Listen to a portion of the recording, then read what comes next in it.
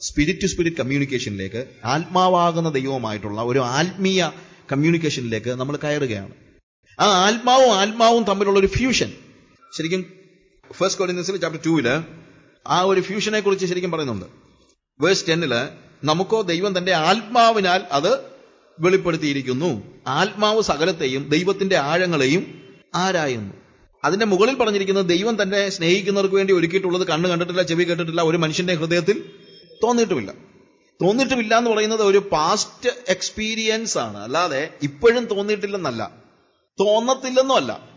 നമ്മൾ ഈ വാക്യം വായിക്കുമ്പോഴത്തേക്ക് ദൈവം തന്റെ മക്കൾക്ക് വേണ്ടി ഒരുക്കിയിരിക്കുന്നു. ഒരു കണ്ണ് കണ്ടിട്ടില്ല, ഒരു ചെവി കേട്ടിട്ടില്ല, ഒരു മനുഷ്യന്റെ ഹൃദയത്തിൽ തോന്നിയിട്ടുമില്ല, തോന്നത്തുമില്ല, ഇനി മേലോട്ട് അറിയാൻ പറ്റത്തുമില്ല എന്നാണ് നമ്മൾ പലപ്പോഴും ചിന്തിക്കുന്നത്. അങ്ങനല്ല അവിടെ എഴുതിയിരിക്കുന്നത്. അവിടെ എഴുതിയിരിക്കുന്നത് നമുക്കോ ദൈവം തന്റെ ആത്മാവിനാൽ അത് വെളിപ്പെടുത്തിയിരിക്കുന്നു. അതായത് ദൈവം തന്റെ മക്കൾക്ക് വേണ്ടി ഒരുക്കിയിരിക്കുന്നത് എന്താണെന്നുള്ളത് ഇപ്പോൾ നമുക്ക് വെളിപ്പെടുത്തിയിരിക്കുന്നു, നമുക്കറിയാം. പക്ഷെ അത് വെളിപ്പാടാണ്, അത് അറിവല്ല. എന്താണ്? വെളിപ്പാടാണ്. അറിവെന്ന് പറയുന്നത് നോളജ് അല്ല, ഇന്റലിജൻസ് അല്ല, ഇൻറ്റ്യൂട്ടീവായിട്ട് ദൈവത്തിന്റെ, അവിടെ ആ ഇൻറ്റ്യൂഷന്റെ കാര്യം അവിടെ ഞാൻ കൊണ്ട് താഴെ പറയുന്നത്, ആത്മാവ് സകലത്തെയും ദൈവത്തിന്റെ ആഴങ്ങളെയും ആരായുന്നു. നമ്മൾ അറിഞ്ഞത് ബുദ്ധിയിലല്ല. എങ്ങനെയാണ് അറിഞ്ഞത്?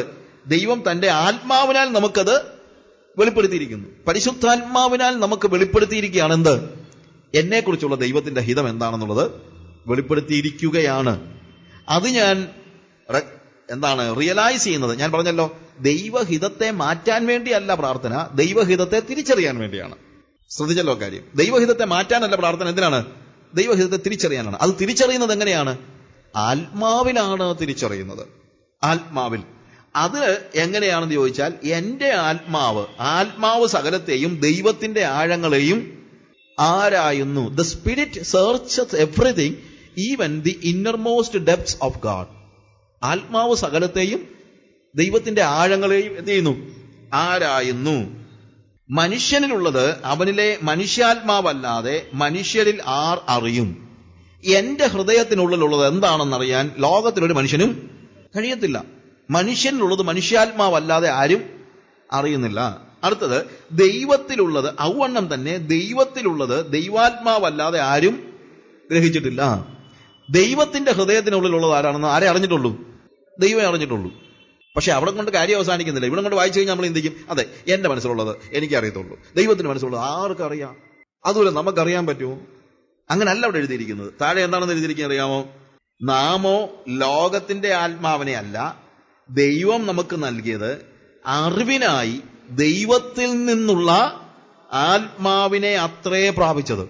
അതായത് ദൈവം നമുക്ക് പകർന്നു തന്നിരിക്കുന്ന പരിശുദ്ധാത്മാവ് ദൈവത്തിന്റെ ഒരു തുണ്ടാണെന്നാണ് പറയുന്നത്. ഒരു തുണ്ട് ദൈവം ഇങ്ങോട്ട് മുറിച്ചു തന്നിരിക്കുകയാണ്. ദൈവത്തിന്റെ ആത്മാവിന്റെ ഒരു തുണ്ടിനെ ദൈവം എന്ത് ചെയ്തിരിക്കുന്നു? നമ്മിലേക്ക് മുറിച്ചു തന്നിരിക്കുകയാണ്. അത് ഇവിടെ കിടക്കുമ്പോൾ ഉണ്ടാകുന്ന പ്രശ്നം എന്ന് പറയുന്നത്, it's just like Bluetooth connection പോലെ കിടക്കുകയാണ്. ദൈവത്തിന്റെ ആഴത്തിലുള്ളതും നമ്മളുടെ ഹൃദയത്തിലിരിക്കുന്നതും തമ്മിൽ എന്തുണ്ട്? ഒരു ലിങ്ക് ഉണ്ട്. ബ്ലൂടൂത്ത് തമ്മിൽ നമുക്കറിയാലോ. ബ്ലൂടൂത്തിന്റെ പ്രത്യേകത എന്താണ്? നമുക്ക് ഡാറ്റ ട്രാൻസ്ഫർ ചെയ്യാൻ പറ്റും, ഇല്ലേ? ബ്ലൂടൂത്തിലൂടെ നമുക്ക് എന്ത് ചെയ്യാൻ പറ്റുന്നുണ്ട്? ഡാറ്റ ട്രാൻസ്ഫർ ചെയ്യാൻ പറ്റുന്നുണ്ട്. എന്റെ ഫോണിലിരിക്കുന്ന ഒരു പാട്ട് ഇപ്പൊ നിങ്ങൾക്ക് ആർക്കെങ്കിലും വേണമെങ്കിൽ രണ്ടുപേരുടെയും കൂടെ ബ്ലൂടൂത്ത് ഓൺ ചെയ്ത് കഴിഞ്ഞ് ഒരേ വേവ് ലെങ്തിലാണെങ്കിൽ what happens? I can transfer the data. ഇതുപോലെ തന്നെ ദൈവം നമ്മിൽ തന്നിരിക്കുന്ന ആത്മാവ് എന്താന്ന് ചോദിച്ചു കഴിഞ്ഞാല് എങ്ങനെയുള്ള ആത്മാവാണ്? ദൈവത്തിന്റെ ആത്മാവിന്റെ തുണ്ടാണ്. So there is a link. ഈ ബ്ലൂടൂത്ത് ലിങ്ക് പോലെ ഈ ലിങ്ക് ഉള്ളത് കൊണ്ട് അവിടെ പറയുന്നത്, ദൈവം നാമോ ലോകത്തിന്റെ ആത്മാവിനെ അല്ല, ദൈവം നമുക്ക് നൽകിയത്, അവിടെ ഉപയോഗിച്ചിരിക്കുന്ന വാക്ക് കണ്ടോ? അറിവിനായി, അറിയേണ്ടതിന്, മറച്ചു വെക്കാൻ വേണ്ടിയല്ല. ലോകത്തിലെ റിലീജിയൻ എല്ലാം പറയുന്നത് എല്ലാം മറച്ചു വെച്ചിരിക്കുകയാണെന്നാണ്, ഗൂഢമായത്, അതായത് ആരും അറിയാതിരിക്കാൻ. പക്ഷേ നമുക്ക് ദൈവത്തിന്റെ പരിശുദ്ധാത്മാവിനെ ദൈവം നൽകിയത് ദൈവത്തിന്റെ ഉള്ളിലുള്ളത് അറിയാതിരിക്കാനല്ല, അറിയാൻ വേണ്ടിയാണ്. അറിവിനായി ദൈവം നമുക്ക് നൽകിയത്, അറിവിനായി ദൈവത്തിൽ നിന്നുള്ള ആത്മാവിനെ അത്രേ പ്രാപിച്ചത്. അത് ഞങ്ങൾ മാനുഷജ്ഞാനം ഉപദേശിക്കുന്ന വചനങ്ങളാലല്ല, ആത്മാവ് ഉപദേശിക്കുന്ന വചനങ്ങളാൽ തന്നെ പ്രസ്താവിച്ചുകൊണ്ട് ആത്മീകമായത് തെളിയിക്കുന്നു. So only spiritual people can understand what is inside the mind of God. ദൈവത്തിന്റെ ഉള്ളിലുള്ളത് എന്താണെന്നുള്ളത് ആത്മീകർക്ക് മാത്രമേ മനസ്സിലാക്കാൻ പറ്റുള്ളൂ. ആത്മീകർക്കെന്ന് പറഞ്ഞു കഴിഞ്ഞാൽ ശാന്തമായിട്ട് സംസാരിക്കുന്നവർക്കെന്നുള്ള അർത്ഥത്തിലല്ല. ആരാണ് ഇവിടെ ആത്മീകർ എന്ന് പറയുന്നത്? ദൈവത്തിന്റെ ആത്മാവിന്റെ തുണ്ട് ആരുടെ ഉള്ളിലുണ്ടോ അവന് മാത്രമേ ആത്മീകമായത് വെളിപ്പെടുത്തി കിട്ടത്തുള്ളൂ. അതുകൊണ്ടാണ് ദൈവത്തിന്റെ ഉള്ളിലുള്ളത് എന്താണെന്ന് അറിയാൻ നമ്മൾ എന്ത് ചെയ്യാനേ പറ്റുള്ളൂ? ആത്മാവിന്റെ ലോകത്തിലേക്ക് പ്രവേശിച്ചാലേ പറ്റുള്ളൂ. We are entering into the spirit realm and we know what is inside the heart of God. ദൈവത്തിന്റെ ഹൃദയത്തിന്റെ ഉള്ളിലുള്ളത് എന്താണെന്നുള്ളത് നമ്മൾ അറിയുകയാണ്. I use to say it is just like fusion ഉണ്ടാകും. It's a fusion between my spirit and God spirit. എന്റെ ആത്മാവും ദൈവത്തിന്റെ ആത്മാവും തമ്മിലുള്ള ഒരു ഫ്യൂഷനാണ്. നമ്മൾ ബൾബ് കത്തുന്നത് എപ്പോഴാണ്? ബൾബ് കത്തുന്നത് ന്യൂട്രലും എന്താണ് പോസിറ്റീവും ഫ്യൂസ് ചെയ്യുമ്പോഴാണ്, അല്ലേ? am I right? നമ്മൾ ബൾബ് കത്തുന്നത് എപ്പോഴാണ്? അത് ഒരുമിച്ച് ചേരുമ്പോഴല്ലേ. നമ്മളിപ്പം സ്വിച്ചിനകത്ത് എന്താ സംഭവിക്കുന്നത്? നമ്മൾ ഓഫ് ചെയ്യുമ്പോഴത്തേക്ക് ഇവിടെ ആരും ഇലക്ട്രിക്കൽ പരിപാടികൾക്ക് അറിയാവുന്ന ആരും ഇല്ലേ? ശരിയല്ലേ? Phase in neutral. അതാ പറ്റി എന്റെ പ്രോബ്ലം. ഞാൻ ഫേസ് എന്നല്ല പറഞ്ഞല്ലേ. Okay. Anyway, phase in neutral തമ്മിൽ ചച്ചാവുമ്പോഴാണ് എന്തുണ്ടാകുന്നത്? വെളിച്ചം ഉണ്ടാകുന്നത്, ഇല്ലേ? എഫെസ്യ ലേഖനം 1-17 വാക്യം വായിക്കുമ്പോൾ നിങ്ങളുടെ ഹൃദയ ദൃഷ്ടി പ്രകാശിച്ചിട്ട് എന്ന് വെച്ച് കഴിഞ്ഞാൽ എന്താ സംഭവിക്കുന്നത് അറിയാമോ? ദൈവത്തിന്റെ ആത്മാവ് എന്റെ ആത്മാവ് കൂടെ ഒന്ന് ചച്ചാവുമ്പോൾ എന്തുണ്ടാകുന്നു? ഹൃദയദൃഷ്ടി പ്രകാശിക്കുകയാണ്. അങ്ങനെ ഹൃദയദൃഷ്ടി പ്രകാശിക്കുമ്പോഴാണ് ദൈവത്തിന് നിങ്ങളെക്കുറിച്ചുള്ള തന്റെ വിളിയാലുള്ള ആശ ഇന്നതെന്ന് നിങ്ങൾക്ക് തിരിച്ചറിയാൻ പറ്റുന്നത്. അപ്പോൾ ആ ഫ്യൂസിങ് അല്ലെങ്കിൽ ആ കൂട്ടിമുട്ടൽ, ഒരു ഇണപ്പ്, ഒരു സംഘടനം അല്ലെങ്കിൽ അത് യോജിപ്പ് നടക്കാത്തത് കൊണ്ടാണ് നമുക്ക് ദൈവഹിതം എന്താണെന്നുള്ളത് പലപ്പോഴും തിരിച്ചറിയാൻ കഴിയാതെ പോകുന്നത് എന്നുള്ളത് നമ്മൾ മറന്നു പോകരുത്. ഇനി ഈ ആത്മാവിൽ പ്രാർത്ഥിക്കുമ്പോൾ ഉണ്ടാകുന്നത്, ഇതിനിടയ്ക്ക് ഒരു കാര്യം കൂടെ പറയണം. കാരണം ആത്മാവ് നമുക്ക് വേണ്ടി പക്ഷപാതം ചെയ്യുന്ന കാര്യത്തെക്കുറിച്ച് നമ്മൾ വായിക്കുന്നുണ്ട്. ദ സ്പിരിറ്റ് ഇന്റർസീഡ്സ്, റോമാലേഖനം 8-ാം 26 വാക്യത്തിൽ. അത് ഇടയ്ക്ക് ഉള്ള ഒരു ഭാഗമാണ്. ബാക്കിയുള്ള കാര്യങ്ങൾ നമ്മൾ വീണ്ടും ആത്മാവിൽ പ്രാർത്ഥിക്കുന്ന കാര്യത്തെക്കുറിച്ച് വീണ്ടും നമുക്ക് പറയാം. അതുകൊണ്ടും തന്നെ ആത്മാവ് നമ്മുടെ ബലഹീനതയ്ക്ക് തുണ നിൽക്കുന്നു. വേണ്ടും പോലെ പ്രാർത്ഥിക്കേണ്ടത് എന്തെന്ന് നാം അറിയുന്നില്ലല്ലോ. ആത്മാവ് തന്നെ ഉച്ചരിച്ചുകൂടാത്ത ഞരക്കങ്ങളാൽ നമുക്ക് വേണ്ടി പക്ഷപാതം ചെയ്യുന്നു. എന്നാൽ ആത്മാവ് വിശുദ്ധർക്ക് വേണ്ടി ദൈവഹിതപ്രകാരം പക്ഷപാതം ചെയ്യുന്നതുകൊണ്ട് ആത്മാവിന്റെ ചിന്ത ഇന്നതെന്ന് ഹൃദയങ്ങളെ പരിശോധിക്കുന്നവൻ അറിയുന്നു. എന്നാൽ ദൈവത്തെ സ്നേഹിക്കുന്നവർക്ക് നിർണയപ്രകാരം വിളിക്കപ്പെട്ടവർക്ക് തന്നെ സകലവും നന്മയ്ക്കായി കൂടി വ്യാപരിക്കുന്നു എന്ന് നാം അവർ അറിയുന്നു. അവൻ മുന്നറിഞ്ഞവരെ തന്റെ പുത്രൻ അനേക സഹോദരന്മാരിൽ ആദിജാതനാകേണ്ടതിന് തന്റെ സ്വരൂപത്തോട് അനുരൂപരാകുവാൻ മുൻ നിയമിച്ചവരെ വിളിച്ചും വിളിച്ചവരെ നീതീകരിച്ചും നീതീകരിച്ചവരെ തേജസ്കരിച്ചും ഇരിക്കുന്നു. ഓക്കെ, ഈ പാസേജ് ഒരുമിച്ച് നമ്മൾ വായിച്ചാലേ ഇതിന്റെ ആ അർത്ഥം നമുക്ക് ഗ്രഹിക്കാൻ പറ്റുള്ളൂ. അതായത് ദൈവത്തിന്റെ ഒരു ആകമാനമായ പദ്ധതി അവിടെ പറയുന്നത് എന്ന് വെച്ച് കഴിഞ്ഞാൽ അവൻ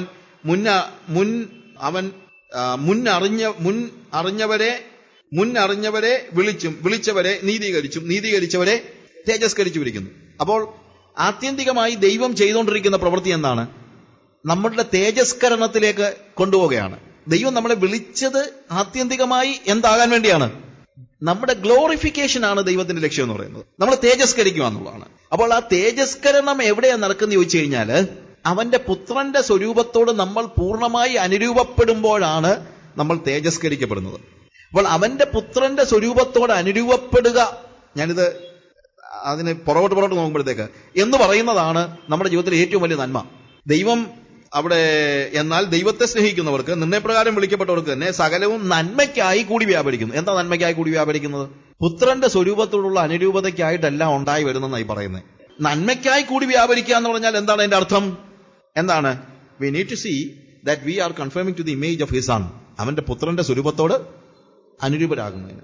അപ്പോൾ അത് നന്മയ്ക്കായി വരുന്ന ഒരുപക്ഷെ നമ്മുടെ ജോലി പോകുന്നതായിരിക്കും, നമ്മുടെ പൈസ പോകുന്നതായിരിക്കും, നമ്മുടെ ആരോഗ്യം പോകുന്നതായിരിക്കും, ഒരുപക്ഷെ നമുക്ക് ക്യാൻസർ വരുന്നതായിരിക്കും. അപ്പോൾ ദൈവം ആത്യന്തിക നന്മ എന്താണ്? മനുഷ്യനെ എന്റെ ആത്യന്തിക നന്മ അവന്റെ പുത്രന്റെ സ്വരൂപത്തോട് ഞാൻ അനുരൂപനാക്കുക. കാര്യം അതിനുവേണ്ടിയാണ് I am predestined to be conform to the image of his son. അവന്റെ പുത്രന്റെ സ്വരൂപത്തിന് അനുരൂപനാകാനായിട്ട് അവൻ എന്നെ എന്ത് ചെയ്തിരിക്കുകയാണ്? മുൻ നിയമിച്ചിരിക്കുകയാണ്. അപ്പോൾ എന്റെ നിയമനം തന്നെ അതാണല്ലോ ഒരു മനുഷ്യന്റെ ആത്യന്തികമായി ഒരു മനുഷ്യന് പ്രാപിക്കാൻ പറ്റുന്ന ഏറ്റവും വലിയ കാര്യം, ഇല്ലേ? നമ്മളൊരു സ്പേസ് ഷട്ടിൽ ഉണ്ടാക്കി കഴിഞ്ഞാൽ എന്തിനു വേണ്ടിയാണ്?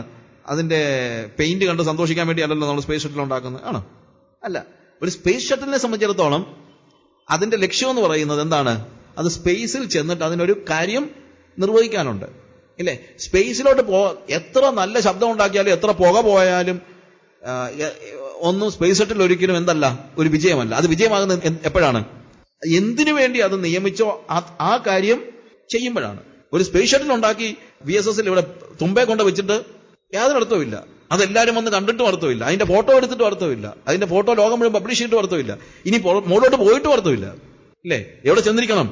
അതെന്തിനു വേണ്ടി മുൻ നിയമിച്ചുവോ അതാണ് വാസ്തവത്തിൽ പ്രീഡെസ്റ്റിനേഷൻ എന്ന് പറയുന്നത്. ഇതേപോലെ നമ്മളെയൊക്കെ ദൈവം സൃഷ്ടിച്ചപ്പോൾ ദൈവം എന്തിനു വേണ്ടിയാണ് നമ്മളെ പ്രീഡെസ്റ്റൈൻ ചെയ്തത്? അവന്റെ പുത്രന്റെ സ്വരൂപത്തോട് അനുരൂപരാകുവാൻ വേണ്ടിയാണ് അവൻ നമ്മളെ പ്രീഡെസ്റ്റൈൻ ചെയ്തത്. അതിന് യോജിക്കുന്ന എന്ത് ദുരന്തവും നന്മയാണ്. അതിന് യോജിക്കുന്ന എന്ത് ദുരന്തവും നന്മയാണ്. അത് നമ്മൾ തിരിച്ചറിയുമ്പോഴാണ് ദൈവഹിത പ്രകാരം ആത്മാവിൽ നമുക്ക് പ്രാർത്ഥിക്കാൻ പറ്റുന്നത്. ഇനി ആത്മാവിൽ പ്രാർത്ഥിക്കുമ്പോൾ ഇവിടെ ഈ ആത്മാവ് നമുക്ക് വേണ്ടി ഞരങ്ങുന്നു എന്ന് പറയുന്നത്, അല്ലെങ്കിൽ പക്ഷപാതം ചെയ്യുന്നു എന്ന് പറയുന്നല്ലോ, അതെന്താന്ന് ചോദിച്ചു കഴിഞ്ഞാൽ മറ്റൊന്നുമല്ല, ആത്മാവ് പക്ഷപാതം ചെയ്യുന്നത് എന്നെ ഏതെങ്കിലും നിലയിൽ അവന്റെ പുത്രന്റെ സ്വരൂപത്തോട് അനുരൂപനാക്കാൻ വേണ്ടിയാണ് ഈ പക്ഷപാതം ചെയ്യുന്നത്. ആത്മാവിന്റെ ഞരക്കം എന്ന് പറയുന്നത് നമ്മൾ അറിയാതെ തന്നെ, നമ്മളൊരു പക്ഷെ അറിയുന്നില്ല. എന്റെ ജീവിതത്തിൽ ഒരു ദുരന്തം വരുമ്പോൾ ഞാൻ ഒരിക്കലും മനസ്സിലാക്കുന്നില്ല എന്ത്, ഇത് എന്നെ ദൈവത്തിന്റെ പുത്രന്റെ സ്വരൂപത്തിൽ അനുരൂപരാക്കാൻ വേണ്ടി ദൈവം ചെയ്യുന്ന ഒരു കാര്യമാണെന്ന് എനിക്ക് എന്ത് ചെയ്യാൻ പറ്റുന്നില്ല, തിരിച്ചറിയാനായിട്ട് പറ്റുന്നില്ല. It is so difficult.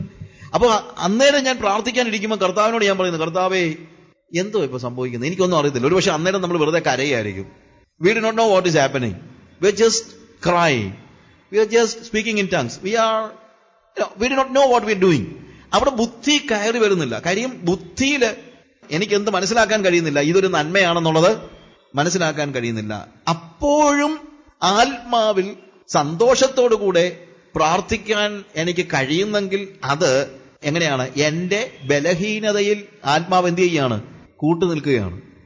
അപ്പൊ ഞാൻ ആത്മാവിൽ പ്രാർത്ഥിക്കുകയാണ്. ഞാൻ ആത്മാവിൽ പ്രാർത്ഥിക്കുമ്പോൾ ഞാൻ മുമ്പേ പറഞ്ഞ പോലെ മൈഗ്രെയിൻ എടുത്ത് ഭയങ്കര തലവേദനയായിട്ട് തല വെട്ടിപ്പൊളിഞ്ഞു പോകുന്നു എന്ന് പറയുമ്പോൾ ഞാൻ പ്രാർത്ഥിക്കുകയാണ്. ഞാൻ പ്രാർത്ഥിച്ചുകൊണ്ടിരിക്കുമ്പോഴത്തേക്ക് ഐ സ്പീക്ക് ഇൻ ടങ്സ്.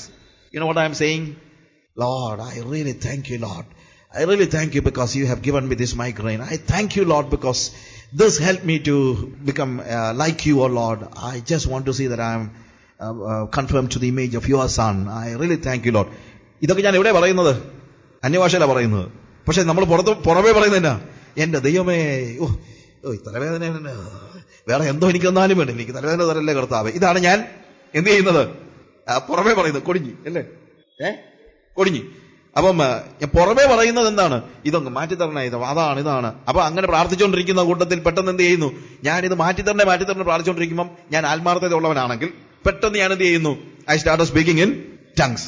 അപ്പൊ എന്താ പറയുന്നത്? കർത്താവേ, എന്റെ തലവേദന മാറല്ലേ കർത്താവേ, എന്റെ കൊടിഞ്ഞി മാറല്ലേ കർത്താവേ, ഇത് മാറിയാൽ ഞാൻ അഹങ്കാരിയായി പോകും കർത്താവേ, അതുകൊണ്ട് കർത്താവേ ഇതിവിടെ തന്നെ ഇരിക്കട്ടെ, എന്റെ എല്ലാ കയ്പും മാറ്റണേ കർത്താവേ. അത് ഞാൻ പ്രാർത്ഥിക്കുന്നത് എവിടെയാ?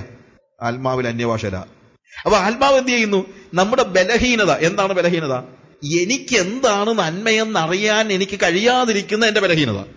അതുകൊണ്ട് ഞാൻ പറഞ്ഞത്, ഈ പാസേജ് മൊത്തമായിട്ട് വായിച്ചാലേ നമുക്ക് എന്ത് ചെയ്യാൻ പറ്റുള്ളൂ, അത് കൃത്യതയോടെ മനസ്സിലാക്കാനായിട്ട് കഴിയത്തുള്ളൂ എന്ന് പറഞ്ഞതിന്റെ കാര്യം അതാണ്. You understand? അപ്പോൾ നമ്മൾ ബുദ്ധിയിൽ പറയുന്ന കാര്യങ്ങളായിരിക്കത്തില്ല അതേ നിമിഷത്തിൽ തന്നെ നമ്മൾ ചിലപ്പം അന്യഭാഷകളിൽ പറയുമ്പോൾ പറയുന്നത് നേരെ വിപരീതമായിരിക്കും. പക്ഷെ ആ പ്രാർത്ഥിക്കുന്നത് ബുദ്ധിയിൽ എനിക്ക് മനസ്സിലാക്കാൻ കഴിയാത്ത എന്റെ ബലഹീനതയ്ക്ക് ആത്മാവ് തുണനിന്ന് ഞരങ്ങിക്കൊണ്ട് എന്താ പറയുന്നത്? വല്ലവിധേനയും ഞാൻ എന്ത് ചെയ്യണം? തേജസ്കരണത്തിന്റെ ലെവലിലേക്ക്, അതായത് അവന്റെ പുത്രന്റെ സ്വരൂപത്തോട് അനുരൂപനാകാനായിട്ട് എന്നെ സഹായിക്കേണ്ടതിന് ആത്മാവ് എന്റെ ബലഹീനതയിൽ തുണ നിൽക്കുകയാണ്. Praise the Lord, hallelujah. അപ്പൊ മനസ്സിലാകുന്നുണ്ടല്ലോ ഈ എന്താണ് അന്യഭാഷകളിൽ സംസാരിക്കുന്നതിന്റെ അല്ലെങ്കിൽ പ്രാർത്ഥിക്കുന്നതിന്റെ പ്രത്യേകത. അപ്പൊ ബുദ്ധിയിൽ നമുക്ക് മനസ്സിലാക്കാൻ കഴിയാത്ത, അതുകൊണ്ടാണ് വണ്ണം പ്രാർത്ഥിക്കേണ്ടത് എങ്ങനെയാണ് നമുക്ക് അറിയത്തില്ല, നമുക്കറിയാൻ വയ്യാത്തത് കൊണ്ട് ആത്മാവ് തന്നെ എന്ത് ചെയ്യുന്നു? അതുകൊണ്ട് തന്നെ ആത്മാവ് നമ്മുടെ ബലഹീനതയ്ക്ക് തുണ നിൽക്കുന്നു. വേണ്ടും പോലെ പ്രാർത്ഥിക്കേണ്ടത് എന്തെന്ന് നാം, അതതിനകത്തെ പ്രത്യേകത. വേണ്ടും പോലെ പ്രാർത്ഥിക്കേണ്ടത് എന്തെന്ന് നാം അറിയുന്നില്ലല്ലോ. ഇതൊരു fact. We do not know for what we should pray for. അല്ലേ? Most of the time we are praying with our intelligence, and our intelligence says this is needed for you, and that must be the biggest folly if we see it in a spiritual manner. ആത്മാവിൽ കാര്യങ്ങളെ കാണുമ്പോൾ, അതുകൊണ്ടാണ് ആത്മീകർക്ക് ആത്മീകമായത് തെളിവാകുന്നത്, അല്ലാത്തവർക്കൊന്നും മനസ്സിലാകത്തില്ല. അപ്പൊ അതുകൊണ്ട് എനിക്ക് migraine തരണേ, എനിക്ക് ക്യാൻസർ തരണേ എന്നൊക്കെ നമുക്ക് പ്രാർത്ഥിക്കാൻ പറ്റുമോ? ബുദ്ധി നമുക്ക് ഒരിക്കലും എന്ത് ചെയ്യാൻ പറ്റത്തില്ല, പ്രാർത്ഥിക്കാൻ പറ്റത്തില്ല. പക്ഷെ ആത്മാവിൽ നമ്മൾ പ്രാർത്ഥിക്കുന്ന ചിലപ്പം കർത്താവ് എനിക്ക് ക്യാൻസർ തരണേ എന്നൊക്കെ ആയിരിക്കും, ആർക്കറിയാം. അതുകൊണ്ട് ആരും ഇനി അന്യഭാഷ പറയുന്നത് നിർത്തുകയൊന്നും വേണ്ട. കാര്യം വേണ്ടും പോലെ പ്രാർത്ഥിക്കാൻ നമുക്ക് എന്ത് ചെയ്യത്തില്ല, അറിയത്തില്ല. പ്രാർത്ഥിക്കേണ്ടതെന്ന് നാം അറിയുന്നില്ലല്ലോ. ആത്മാവ് തന്നെ ഉച്ചരിച്ചുകൂടാത്ത ഞരക്കങ്ങളാൽ നമുക്ക് വേണ്ടി പക്ഷപാതം ചെയ്യുന്നു. ഇതാണ്